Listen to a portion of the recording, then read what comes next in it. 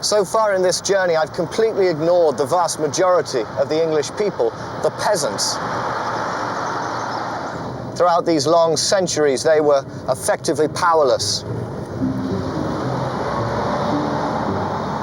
England had always been an agrarian nation. Its wealth was in the land. But the peasants whose job it was to extract that wealth were kept themselves in poverty, unable to leave their villages without permission, tied in service to the local lord. They were little better than slaves. What follows is the story of how, in the late 14th century, those peasants rose up against their masters. It's known today as the Peasants Revolt. This is Cressing Temple in Essex, the county where the Peasants' Revolt began. On the 13th of June, 1381, life on this peaceful manor changed forever. According to ancient sources, on that day, over 100 peasants stormed Cressing Temple. They sacked the manor, they drank the wine cellars dry, they torched the buildings. All that's left from those days are these impressive medieval barns. And the only reason they're still here is that on that fateful day, they happened to be empty.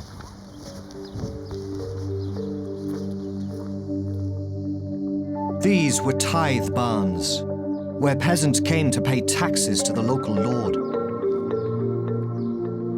But in 1381, a new tax had stirred people to anger. A poll tax, and everyone paid the same, which struck people as unfair, because a shilling was nothing to a rich man, but for a labourer, it was 2 weeks' pay. The lord of Cressing Temple, Sir Robert Hales, just happened to be the king's royal treasurer, a symbol of this unjust tax. But soon no lord or nobleman was safe. There were uprisings from Somerset to East Anglia, from Yorkshire to Kent. Pretty soon this was more than a rebellion about tax. In Maidstone, in Kent, the peasants sprung from prison a rabble-rousing priest called John Ball. He had been thrown out of the church for spreading all sorts of dangerous ideas. He asked, why were some people poor and others rich? Why did some people work the land and others own the land? Why should the poor obey the law when they had no say in the making of those laws? And it's exciting, because what we're reading for the very first time in the pages of English history is a call for what today we'd call democracy.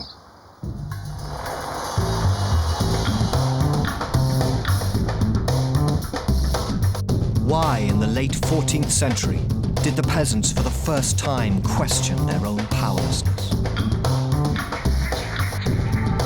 The answer's simple. From 1350, a dreadful plague had swept the nation. Half the population had lost their lives, rich and poor alike. It seemed like a sign from God. We're all equal in the face of death.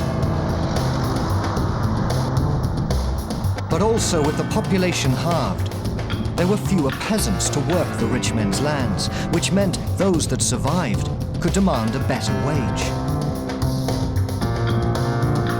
So now the peasants were calling the shots. And when the powers that be stung them with an unjust tax, they weren't taking it.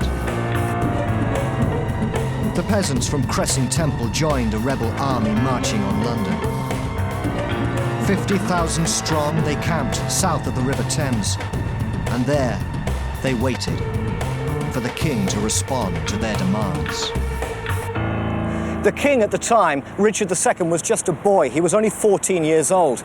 And he was holed up there in the Tower, which back then was a royal palace as well as a prison. And he decided he had no choice but to confront the rebels, to go to Blackheath to see what they wanted. And so he took the royal barge and he headed downriver towards the peasant camp. The peasants made it clear that it wasn't the king who was the problem. Their beef was with his advisors, men like Sir Robert Hales. But even so, the boy king showed courage. The sight that met their eyes when they reached the peasant camp was scary, to say the least. There were rebels filling the shoreline, and from the barge they could hear the anger in their voices as they called out for the arrest of the king's advisors. And so they chose not to land the barge. They turned, they went back upriver, and the rebels were further infuriated by what they took as a royal snub. What happened next was chaos. The rebels swarmed west. They crossed London Bridge and fell on the City of London. Prisons were thrown open, legal records were burnt. The skyline of London was red with flames.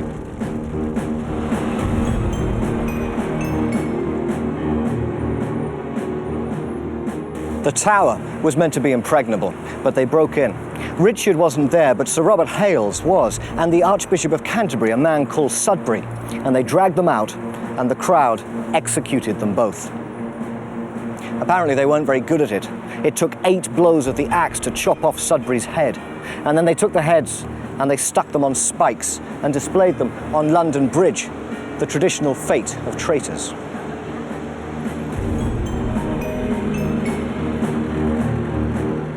Richard's whole kingdom was in rebellion. Half his troop of royal bodyguards had deserted him.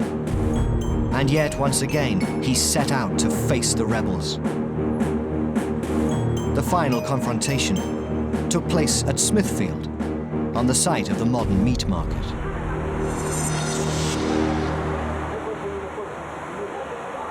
What happened? And it's confusing. There are at least 4 different versions of this story. But it seems that Wat Tyler, who was the peasants' leader, dismounted, and he came over to the king's horse and he took his bridle and he spoke to the king with a complete lack of respect, and he laid out the peasants' demands. What he wanted, he said, was a new Magna Carta, declaring that all men under the king were equal. And what Richard did, and this was extraordinarily brilliant, was he simply agreed with Tyler. He took the wind out of Tyler's sails. He diffused the crowd's anger. And Tyler went back to his horse. And there was a pregnant pause, and no one quite knew what was going to happen next. But then one of the king's men threw out an insult, and Tyler spun back round, and there was a scuffle, there was a fight, and the knife went in. And that was when it could have turned ugly. The crowd might have butchered the king, butchered the king's men. Instead, Richard reclaimed his authority. He seized the moment. He rode over to the crowd and he said, "You shall have no other captain but me." And that was it. The crowd broke up. The crisis was over.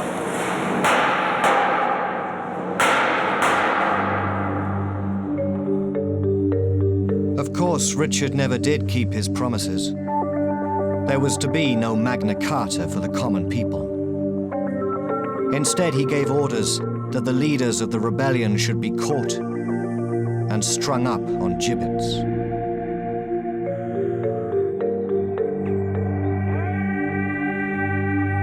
Why remember a failed revolt?